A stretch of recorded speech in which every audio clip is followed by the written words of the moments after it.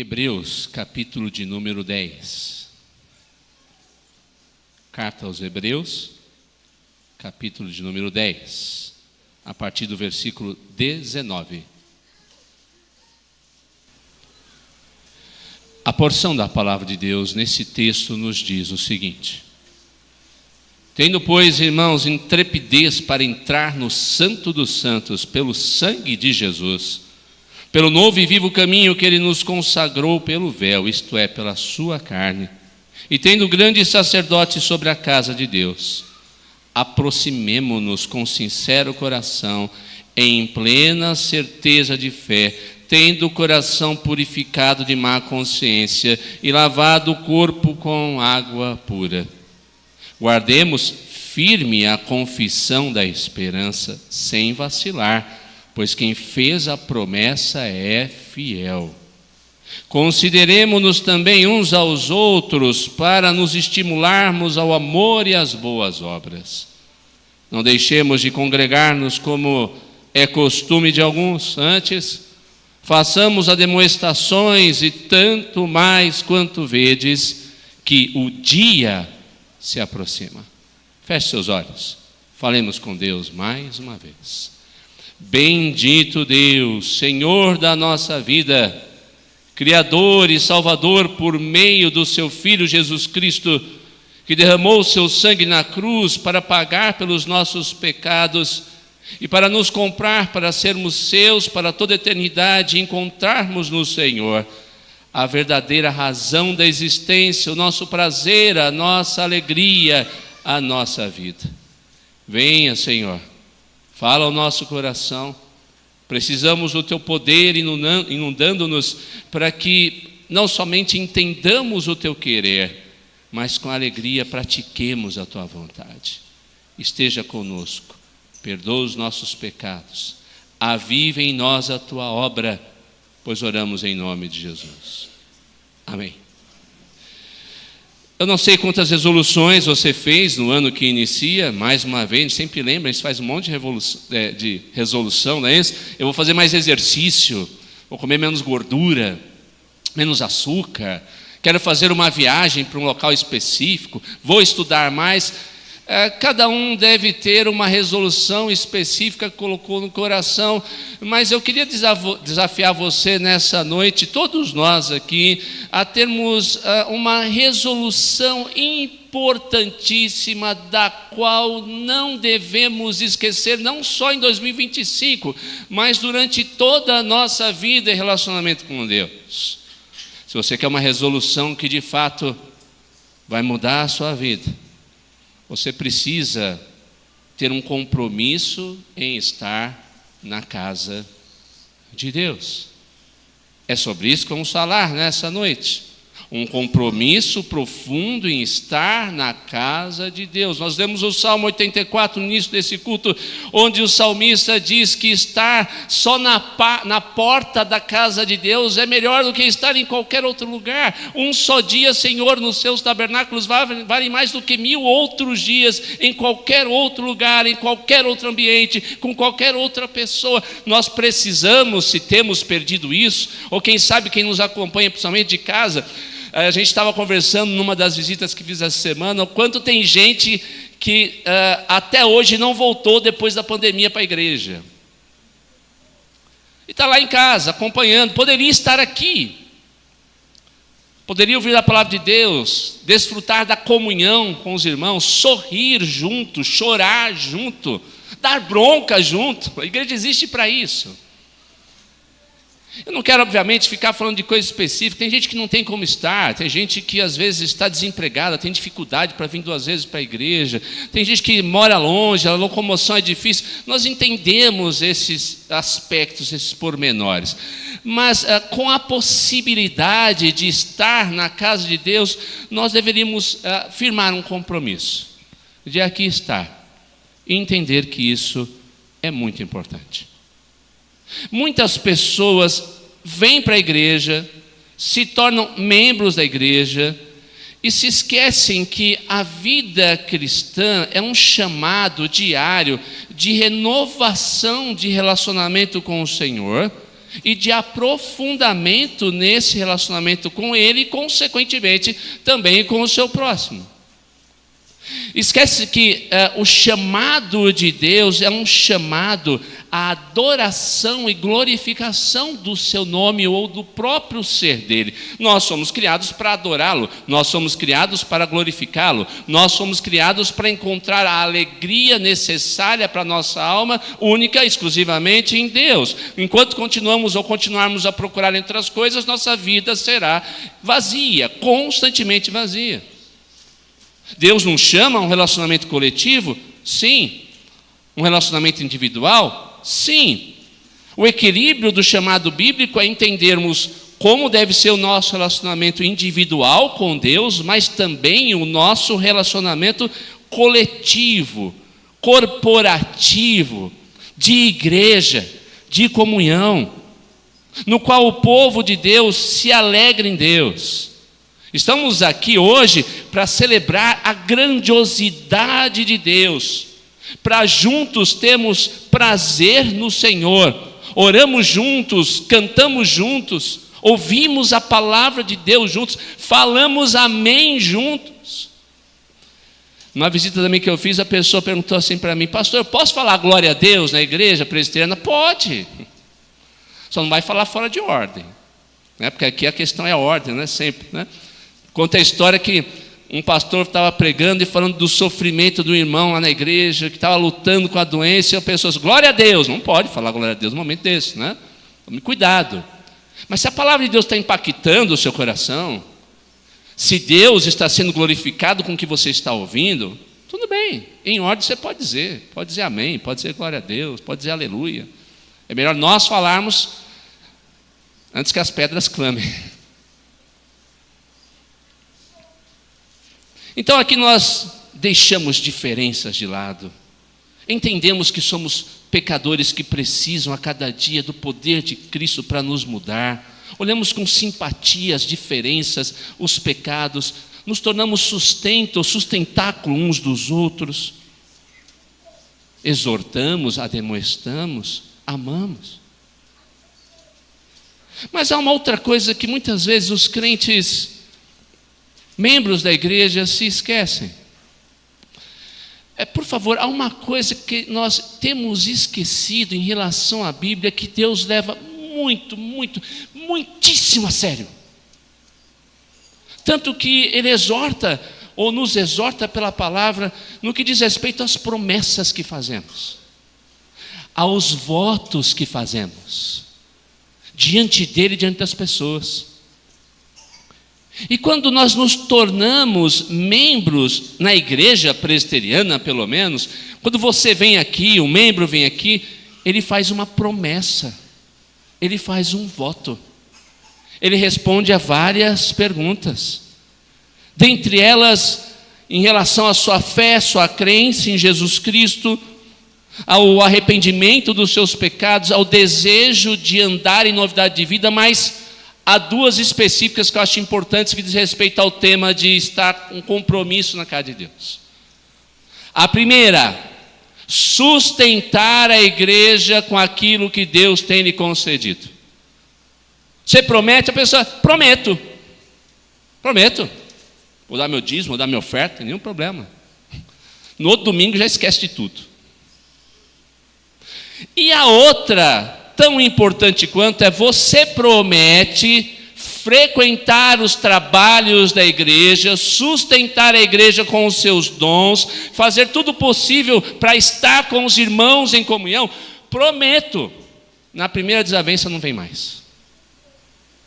Você fez um voto, a gente tem que entender isso. Você fez uma promessa, não pastor Laércio, pastor Nelson, presbítero Abraão, presbítero Eduardo, conselho da Igreja Unida, você fez uma promessa para Deus, diante de Deus, e Deus diz assim: é melhor que você não vote, ou seja, que você não faça uma promessa, mas se você fizer, cumpra a promessa. Deus não se agrada de tolos. Tolo faz promessa sem refletir, sem pensar, e quebra a promessa com toda a facilidade do mundo. Isso é tolice.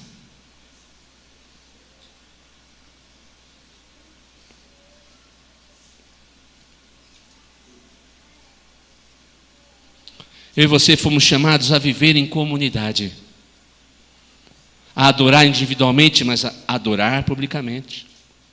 E o texto de Hebreus chama-nos a atenção para esta realidade.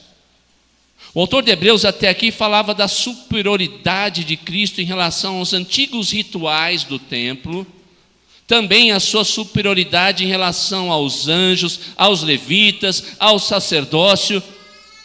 O autor de Hebreus diz: Jesus é o grande sumo sacerdote, porque ele se tornou o grande e único sacrifício que abriu caminho à verdadeira adoração. A ponto do autor de Hebreus dizer: a sua carne foi partida. Mais importante do que o véu que se rasgou de cima a baixo, foi a carne de Cristo, o corpo de Cristo que se partiu, que possibilitou o nosso livre acesso com confiança, mediante a fé nele, até o trono de Deus. O caminho pelo sacrifício de Cristo, a verdadeira adoração foi aberto e não jamais será fechado. O contexto, não vou ler todos os textos, mas vão dar algumas pistas. Por exemplo, se você for no capítulo 9, versículo 12, o autor diz: e não pelo sangue de bodes e de bezerros, mas pelo seu próprio sangue, ele entrou no santuário uma vez por todas e obteve uma eterna redenção.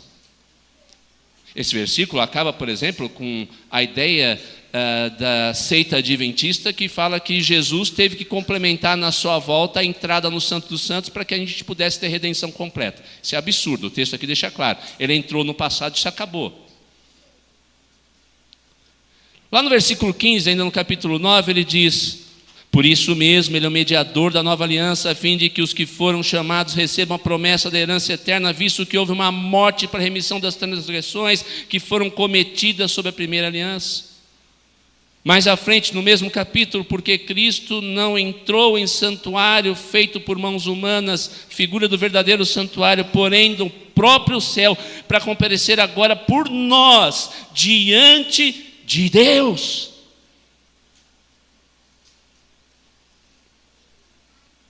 Mais à frente, um pouco antes, no nosso contexto, digamos aí, num contexto imediato, contexto próximo, no capítulo 10, 12 a 18, ele diz: Jesus, porém, tendo oferecido para sempre o único sacrifício pelos pecados, assentou-se à direita de Deus, aguardando daí em diante, até que seus inimigos sejam postos por estrado dos seus pés, porque com uma única oferta aperfeiçoou para sempre os que estão sendo santificados, e disso nos dá testemunho também o Espírito Santo, porque após ter dito: esta é a aliança que farei com eles depois daqueles dias, diz o Senhor, imprimirei as minhas leis no coração deles e as inscreverei sobre a sua mente. Aí ele acrescenta: também dos seus pecados e das suas iniquidades jamais me lembrarei. Ora, onde há remissão de pecados, não existe mais necessidade de sacrifício pelo pecado. Enfim, esses textos estão dizendo que agora em Cristo Jesus, pela fé em Cristo Jesus, nós podemos nos achegar a Ele livremente. Nós temos a porta aberta para adorá-lo, buscá-lo, orar a Ele, adorar o seu nome. E, irmãos, é um privilégio que estamos esquecendo, abandonando, às vezes tratando com desdém.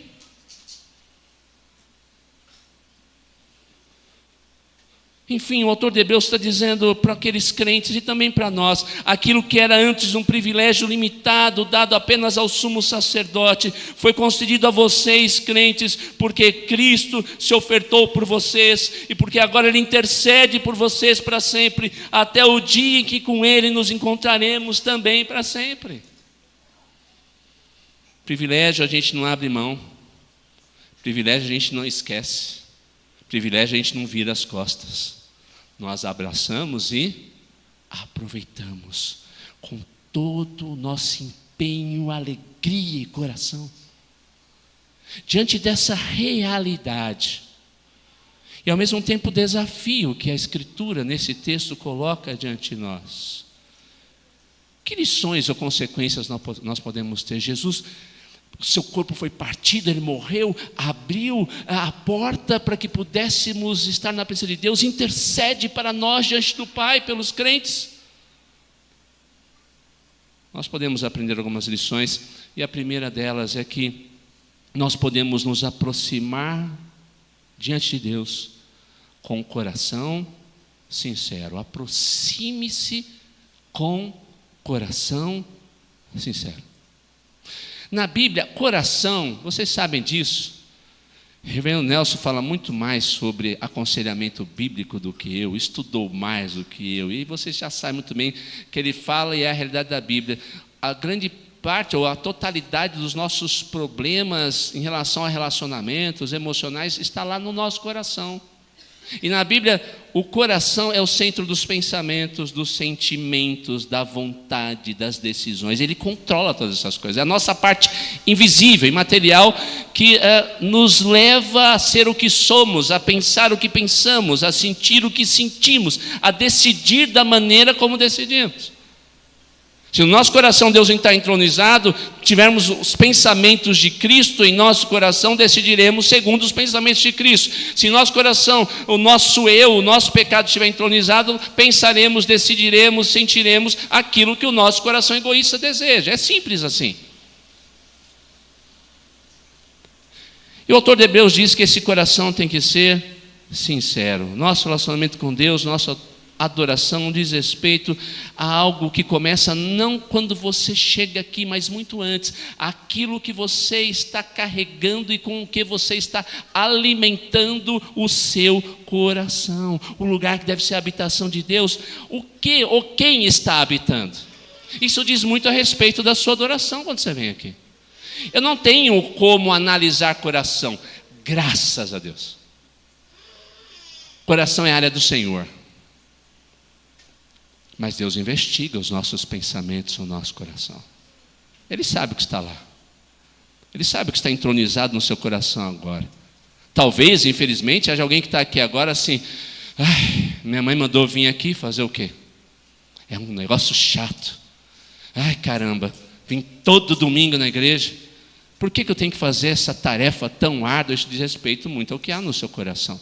Deus não está lá. Você não tem prazer nele, você não entendeu que ele é a única fonte de prazer e a busca de prazer na sua vida. O nosso coração tem que ser sincero. Deus quer que nós venhamos à sua presença em adoração, com alegria, mas também muitas vezes a gente vai vir para a igreja, sabe como? Frustrado. E já disse, Senhor, meu coração está frustrado demais hoje. Você vai dizer muitas vezes, meu coração está machucado. Senhor, minha vida está um caos. O que eu ouvi hoje antes de vir para a igreja, Senhor, só me causou tristeza. O que eu vi essa semana foi só decepção. Senhor, eu não tenho tido vitória, são só derrotas, Senhor. Mas eu vou assim mesmo, com o coração sincero na Tua presença, Pai. Porque eu nasci e eu renasci em Cristo para Te adorar. O Senhor me conhece. O Senhor sabe de todas as coisas. Viremos também muitas vezes cheios de alegria, eufóricos diante das bênçãos que temos recebido, e então trocaremos uns com os outros esses sentimentos, seremos apoio mútuo para um para com o outro, mas acima de tudo, juntos nos dirigiremos com coração sincero para adorar aquele que nos comprou pelo seu precioso sangue. E o autor de Hebreus continua falando de coração. Ele fala, a gente tem que vir com o coração purificado de má consciência. Por quê? Reforçando a ideia, ele sabe que a gente cria ídolos no coração o tempo todo, para substituir a adoração simples, centralizada somente em Cristo. Sabe por que a gente se ofende com facilidade na igreja? E às vezes não quer nem vir mais? Nos enchemos às vezes até de ira para com as outras pessoas, porque o nosso coração está cheio de justiça própria, e os nossos olhos são maus. Jesus falou isso. Se os nossos olhos são maus, nós olhamos para as circunstâncias, as pessoas de maneira má. Mas se os nossos olhos, nutridos por um coração purificado no poder do Espírito, olharem as pessoas como Deus vê, nós, apesar das lutas e das diferenças, a nossa má consciência está sendo purificada e adoraremos a Deus como Ele deseja ser adorado, e veremos os outros como Deus vê. Mas não é só isso quando se trata de adoração. Sabe por que tem um monte de igreja que inventa moda no culto e nunca está satisfeita com aquilo que Deus estipulou para ser adorado? Porque as pessoas estão com má consciência. Elas não querem adorar a Deus como Ele deseja e ordenou ser adorado. Elas querem adorar na maneira que elas querem inventar. E a gente vê que não para mais. Esses dias me mandaram um vídeo, não sei que igreja, ainda bem que eu não vi, não sei qual é a denominação, não sei qual é o nome, não sei onde é. Mas tinha um show pirotécnico que no final, no culto, era o Papai Noel que aparecia num trenó.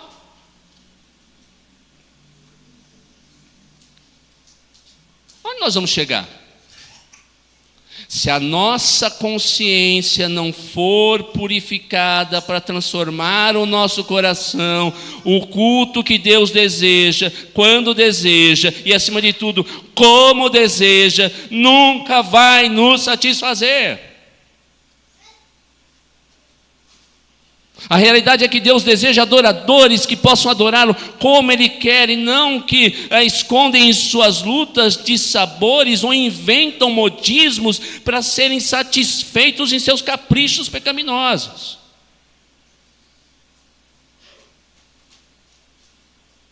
E para isso ficar mais claro, o autor de Hebreus diz o quê? Que nós nos aproximamos com coração sincero, livre, purificado de má consciência, em plena certeza de fé. Deus deseja pessoas que vêm à presença dEle cheios de fé, sabendo que existe um Deus criador invisível, um Deus salvador invisível, um Deus que criou um plano eterno para nos salvar e que não divide a glória dEle com ninguém.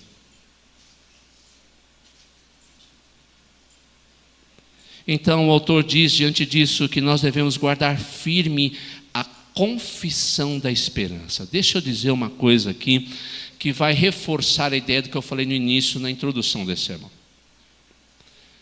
Os estudiosos, principalmente olhando para esse texto, entendem que mesmo no princípio da igreja cristã havia algum tipo de profissão e confissão de fé que deveria ser proferida diante dos demais membros da igreja.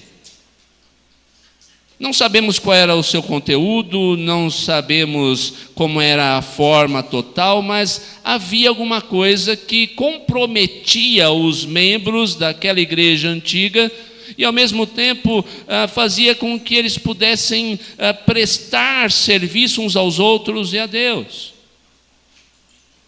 Aquela firme confissão da esperança deveria permanecer firme apesar deles, porque o autor diz, porque Ele é fiel. A fidelidade de Deus é de tal maneira relevante na mente do autor de Hebreus, que ele registra o que está lá em Hebreus 13:5. Abra aí, vamos projetar ali, né? Dá uma olhada no que ele diz aí.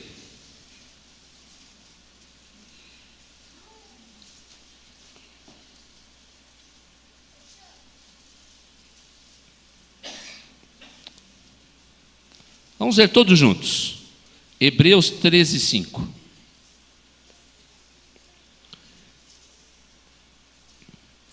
Apenas a parte depois dos dois pontos. Ele diz aí, olha, de maneira alguma te deixarei, nunca, jamais te abandonarei. Ele não podia só usar nunca ou jamais. Para que usar duas expressões negativas? Para garantir que você entenda. Entende isso aqui, meu filho? Não existe a mínima possibilidade de eu abandonar você. Por quê? Por causa dos seus lindos olhos verdes?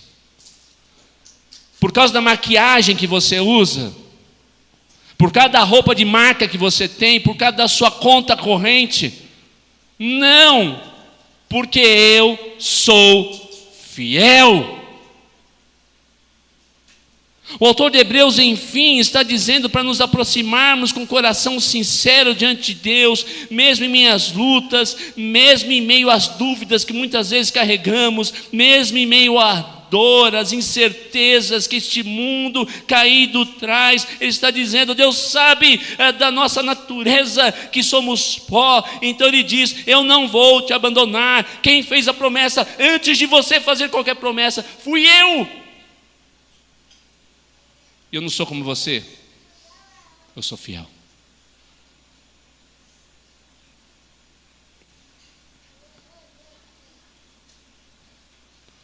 Jesus, em sua fidelidade, nos remiu, pela fé temos salvação nele, e em sua fidelidade Ele intercede dia e noite, todos os dias, por nós, em nossas orações e até quando nós não estamos orando.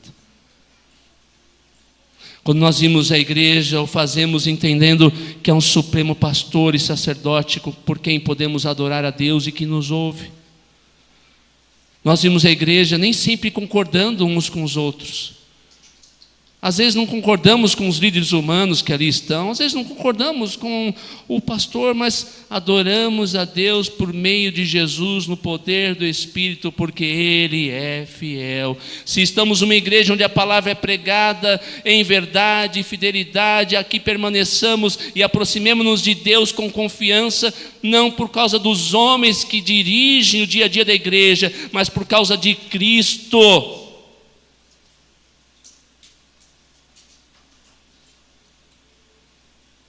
Então ele usa uma expressão que mostra o que deve acontecer conosco todos os dias. Ele fala da consciência que deve ser purificada, mas fala também do corpo lavado com água pura. O que ele quer dizer com isso? Ele está dizendo que todo o nosso ser, à medida que nós entendemos a importância de nos aproximar e estar na casa de Deus, por meio de Cristo, vai sendo transformado e nós vamos nos transformando. O que ele quer dizer aqui? Sabe a importância de você estar na igreja? Você talvez seja desigrejado, está nos acompanhando aí. Porque a igreja é um meio que Deus também escolheu quando ela é uma igreja verdadeira, que prega a palavra de Deus, que tem um trabalho, um culto, um estilo de vida teocêntrico, cristocêntrico. Ela é um meio pelo qual Deus usa para a nossa purificação da mente e das nossas ações. É aqui que isso também acontece. Eu sei que não vai adiantar, não, eu vou só na igreja domingo, mas você não lê a Bíblia, você não ora, você não louva, você não está nem aí para as coisas, não vai adiantar você no fim de semana achar que tudo vai ser transformado. Não, mas é também um meio que Deus escolheu para isso.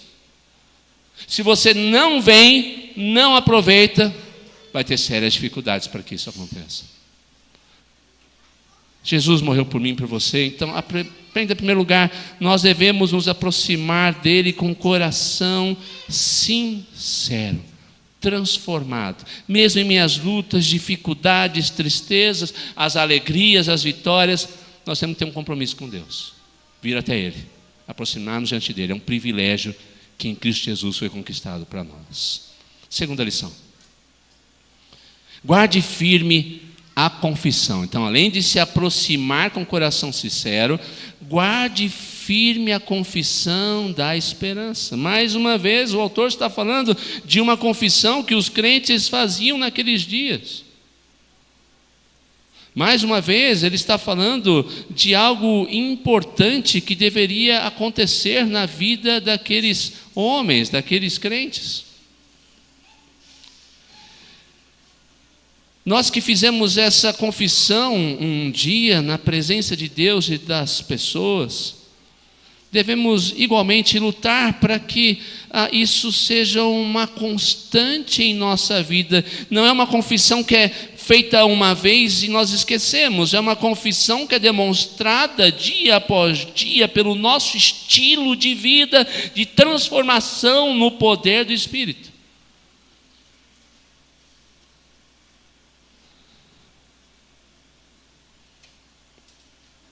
Lá em casa, faz tempo, já a gente tirou de lá, mas tinha um recadinho que a gente não esquece, pendurado na geladeira. Não engrandecer as coisas que não são grandes. O que eu quero dizer com isso?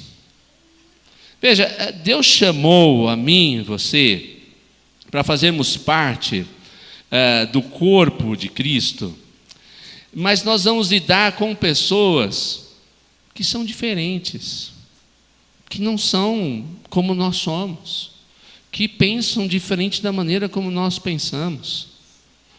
É aqui que a gente vai lidar com diferença, desavenças, e vamos crescer com todas essas coisas. Mas, às vezes, nós só estamos querendo, a gente já está para ir embora da igreja, a gente já está insatisfeito no nosso coração com um monte de coisa, a gente só precisa de uma desculpa.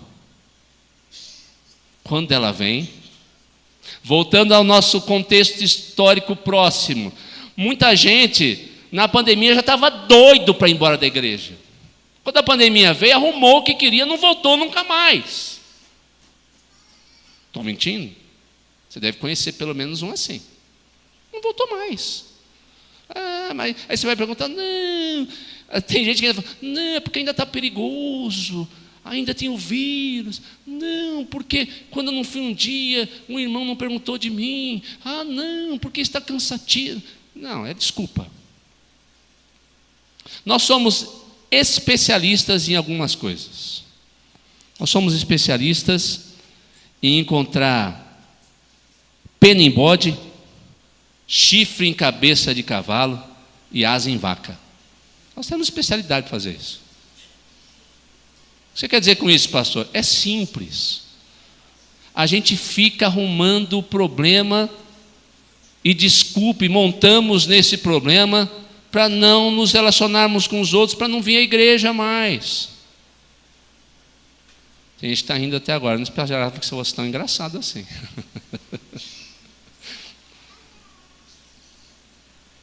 Mas é a realidade. Que ficam preocupados com coisas secundárias, coisas que às vezes pertencem a Deus e não a nós, que só Deus vai resolver. E se esquece daquilo que Deus mandou fazer e não faz. Estou conseguindo explicar isso para você? Tem coisa que Deus deixou claro, faz, a gente não faz. E coisas que Deus disse, não é problema seu, a gente fica insistindo em resolver coisa que não pertence a gente. O que eu estou querendo dizer com isso? Tem gente, o autor de Hebreus está dizendo, guarde firme a confissão. Tem gente que me encontra às vezes e brinca, né? Isso é coisa de homem, né? Essas besteiras. Tem gente que sai da quinta série, mas a quinta série não sai dele, né? E aí, tudo bem, firme? Igual gelatina no sol. Aí eu respondo, igual um prego na areia. Mudam as gerações, mas a conversa não muda. Mas isso não pode servir na vida do crente. O crente não pode ser no seu relacionamento com Deus, na sua presença na igreja, igual um prego na areia e gelatina no sol. O autor de Hebreus está dizendo, guarde firme a confissão. Enfim, ele está dizendo o seguinte, no primeiro problema você não pode ir embora, na primeira dificuldade você não pode desistir, na primeira barreira você não pode voltar atrás, fique firme. Você não confessou a Jesus um dia e prometeu servir a sua igreja, a igreja onde Deus colocou você com os seus dons e com tudo que Ele dá a você? Firme, adiante. O autor de Hebreus vai falar depois, olhando firmemente o autor e consumador da vossa fé.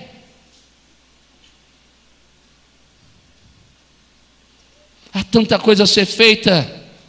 Às vezes a gente está preocupado com coisas secundárias, discutindo, se escandalizando com quirelas, com a pena no bode. Quando Deus diz, visite os órfãos e as viúvas nas suas tribulações. Ore por aqueles que estão enfermos. Evangelize, discipule pessoas. Sirva a Deus com seus dons. Não engrandeça as coisas que não são grandes, meu irmão. Se você quer ficar firme na confissão para a qual Deus chamou você, aprenda a dar valor às coisas que realmente têm valor. Penere. E deixe de lado aquelas coisas que não fazem a menor diferença na sua caminhada para estar firme na presença de Deus. O nosso catecismo maior compreendeu essa realidade.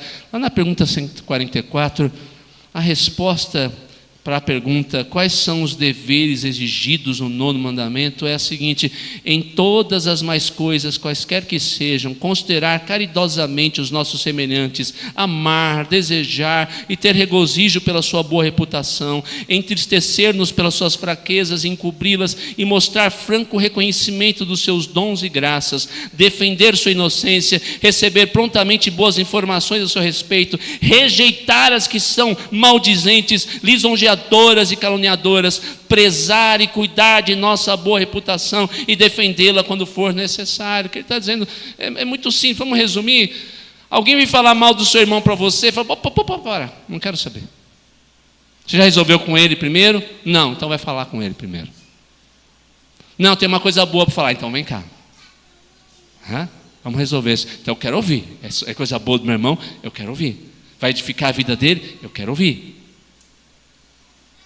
Lutar para que a sua reputação seja boa. E quando caluniarem você, sim, defendê-la quando for necessário. Mas compreende, está dizendo aqui, a gente fica preocupado com coisas que são secundárias. Às vezes nós mesmos, quando alguém fala mal de nós, fala alguma coisa que não gostou a nosso respeito. Irmãos, o crente deveria ter aquele lema, aquele ditado: falem bem ou falem mal, falem de mim. Se não quer falar mal, paciência. Eu tenho uma tarefa a ser feita, eu não posso esquecer dela. Você conhece aquela história de 2 rapazes ou 2 homens que estavam construindo uma catedral? Já ouviu falar dessa história, não? Então, 2 homens estavam construindo uma catedral lá no tempo medieval, e um homem passou e falou com o primeiro: ei, o que você está fazendo? Rapaz, estou num trabalho árduo, difícil, não aguento mais, é muito peso. É tijolo para lá, argamassa para cá. Olha só a misericórdia de Deus para conseguir chegar nisso até o fim. Ele foi para o segundo e disse: o que você está fazendo? Desculpe, não tenho tempo para conversar, estou construindo uma catedral. Você consegue entender a diferença? Nós estamos construindo a cada dia uma catedral para a glória de Deus. Não podemos perder tempo. Pelo contrário, temos que guardar firme a confissão que fizemos um dia para a glória de Deus. Precisamos, irmãos, nos preparar nos tempos que estamos vivendo para tempos difíceis.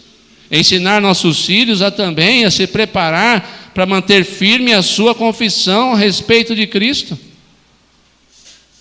Talvez cheguemos numa época em que as pessoas chegarão diante de nós e dirão: ou Cristo, ou sua vida. O que você prefere?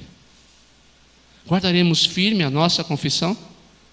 Nossos filhos estarão preparados para dar a sua vida por Cristo? Essa semana me mandaram 2 vídeos interessantes de irmãos que vivem em países da igreja perseguida. O primeiro da China. E aquele pastor chinês com um sorriso no rosto dizia: muitos me perguntam como nós, cristãos chineses, vivemos sob a perseguição. Ele disse: com profunda alegria. Os pastores chineses têm um kit montado que nós chamamos kit da prisão.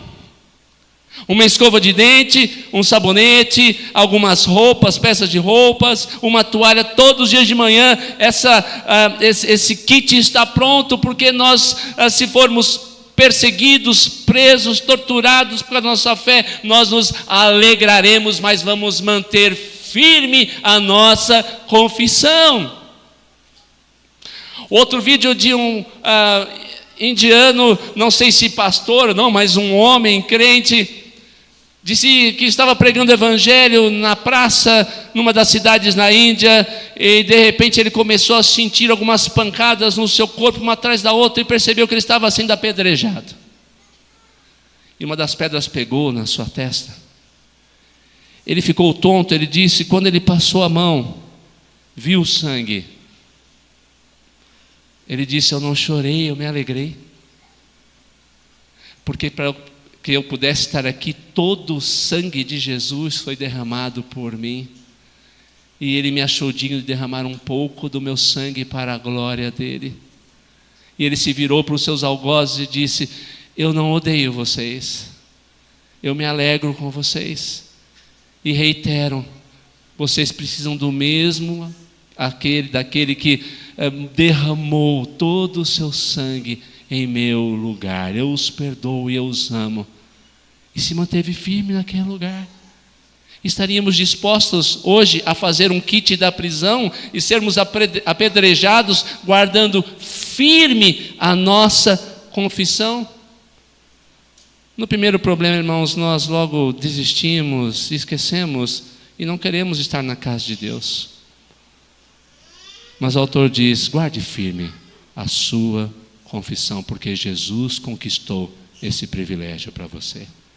Aproximemo-nos com o coração sincero. Em segundo lugar, guardemos firme a nossa confissão. Em terceiro lugar e último lugar, consideremos uns aos outros.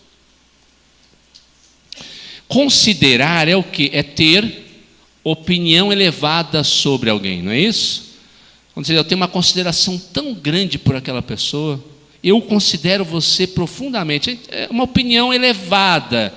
Você vê para aquela pessoa de uma maneira especial. É ter estima por alguém. É amar apesar das fraquezas e problemas. Nós estamos aqui diante do terceira ordem, o terceiro imperativo que o autor de Hebreus nos dá.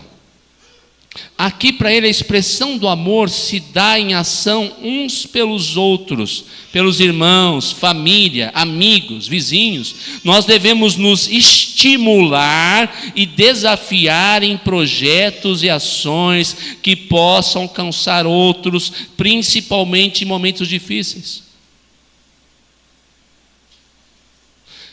Quando nós esquecemos deles na história,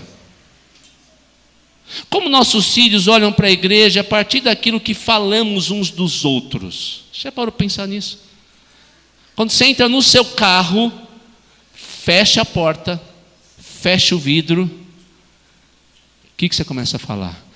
Meu Deus, que culto demorado. Nossa, mas o pastor Laércio fala, hein? Misericórdia. Nossa, aquele presbítero é muito chato. Você viu aquele diácono? Meu Deus, ele não tem compostura nenhuma. O que seu filho vai interpretar da igreja quando você faz essas coisas, quando entra no carro e fala dessa maneira? Aí tem pai e mãe que se surpreende: pastor, meu filho não está vindo na igreja mais, ele não quer mais, ele tem raiva da igreja. Você criou essa raiva no coração do seu filho.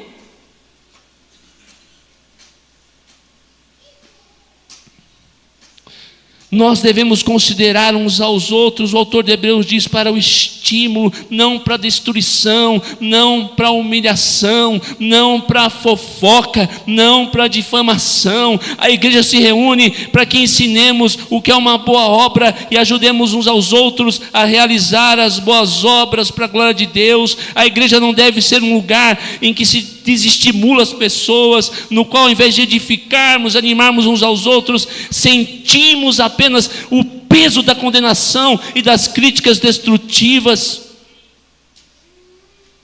Ou, pior ainda, onde a palavra de Deus, que é a maior fonte de estímulo de uns para os outros, não é pregada e nem centralizada em Cristo Jesus. E essa consideração, estímulo mútuo, segundo a ideia do autor, acontece quando nós nos congregamos. Ele diz: não deixai-vos de congregar, como é o costume de alguns. É interessante, a gente acha que desigrejada é um problema atual, não é, já existia na época de Hebreus. Tinha gente que estava dizendo: não vou mais para a igreja, não quero mais saber de igreja, estou cansado de igreja. O autor de Hebreus diz: não deixe de congregar. Alguns têm esse costume. Pelo contrário disso, o que a gente tem que fazer? A demonstração, tanto mais quando vedes que o dia se aproxima. Nós estimulamos uns aos outros, orando uns pelos outros, compartilhando lutas, dificuldades com os outros, aqui, neste lugar, com esses irmãos, nessa igreja que Deus colocou, está colocando você, não é em outro lugar. A gente está vendo uma época interessante, né? Há dois extremos. Tem gente que não quer saber mais de igreja. Eu não sei como ele vai aprender a lidar com gente. Eu já ouvi até de crente dizendo: pastor, eu não vou mais na igreja. Por quê, meu irmão? Por quê, minha irmã? Eu detesto gente, pastor. Não consigo. Eu já ouvi até assim: eu tenho nojo de gente. Não foi aqui não, calma. Mas Deus nos fez para nos relacionarmos com pessoas. Se você não se relaciona com alguém, tem algum problema na sua vida. Falta de perdão, de graça, de misericórdia, não sei o que é. Você precisa verificar isso a partir da palavra de Deus. Então tem gente que tem nojo, né? Não quero saber de igreja, esse negócio de igreja me cansa, não dá, eu não quero mais, não dá para mim. Mas nós temos também aquelas pessoas que vêm e só vêm defeito e dificuldade na igreja. E quando vê os problemas, não entendem que são meios que Deus escolheu para mudar a pessoa que está vendo os problemas. Note, a ideia do autor é imperativa: não deixemos de congregarmos, como é costume de algum. Não é um pedido, é uma ordem. Não importa o que aconteça, não importa as dificuldades, eu preciso congregar, porque é aqui que eu serei moldado e mudado no poder do Espírito.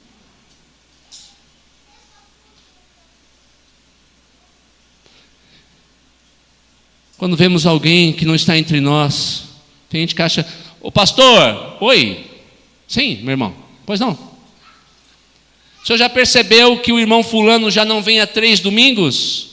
Não percebi, tem muita gente aqui na igreja. O senhor precisa fazer alguma coisa.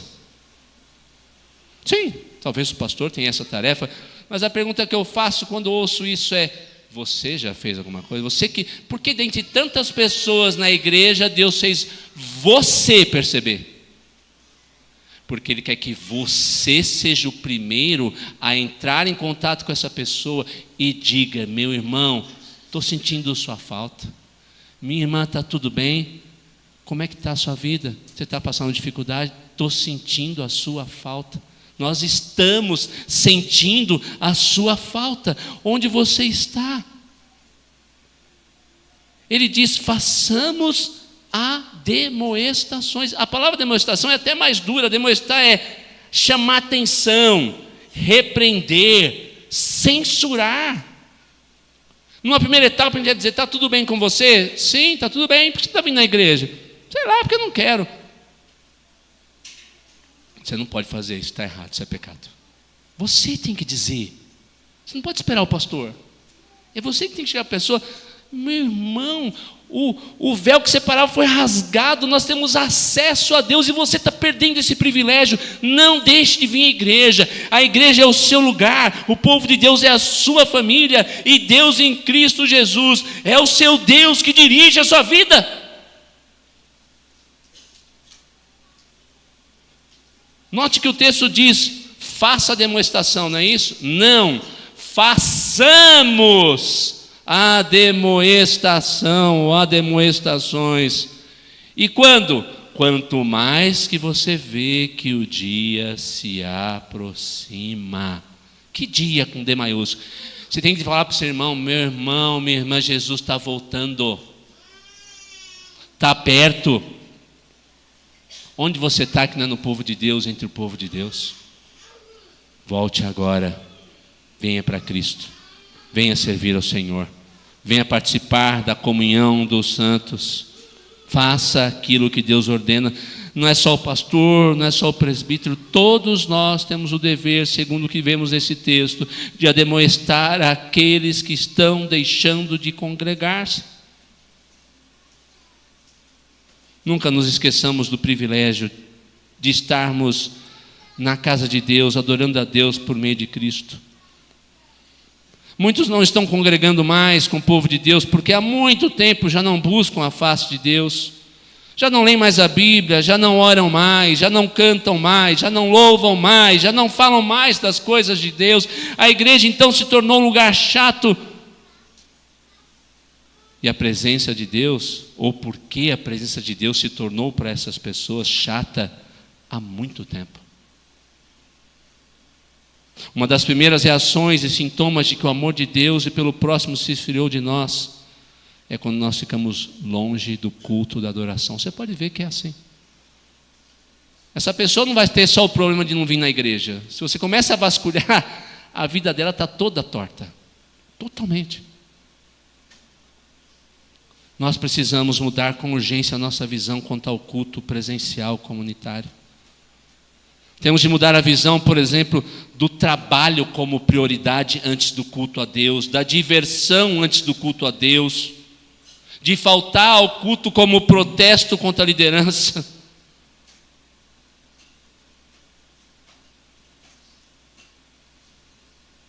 Deixarmos de ser egoístas, egocêntricos.